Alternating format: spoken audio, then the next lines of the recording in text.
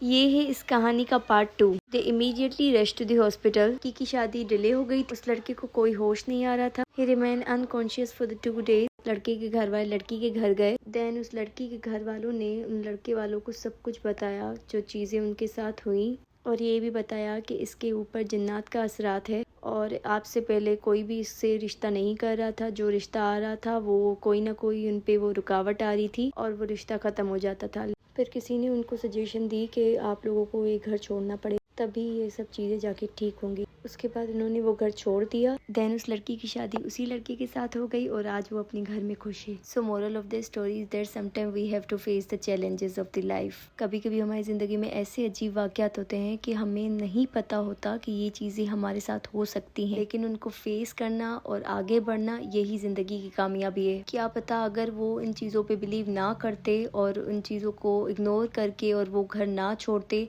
तो क्या उस लड़की की शादी होती। तो इसलिए हमें चाहिए कि हम राइट डिसीजन लें इन द राइट टाइम। हमेशा चीज़ें हमें समझ नहीं आती तो किसी से अगर सजेशन लेना बुरी बात नहीं है, चाहे आपसे कोई छोटा ही क्यों ना हो, लेकिन अगर उनको कोई एक्सपीरियंस है तो आप उनसे पूछें उन चीज़ों के बारे में। इसमें कोई बुरी बात नहीं। और यहाँ ये स्टोरी एंड होती है। और अगर आपको मेरी ये स्टोरी पसंद आई हो तो प्लीज़ लाइक कर दीजिएगा, शेयर करिएगा, कमेंट करिएगा और मुझे फॉलो कर दीजिएगा।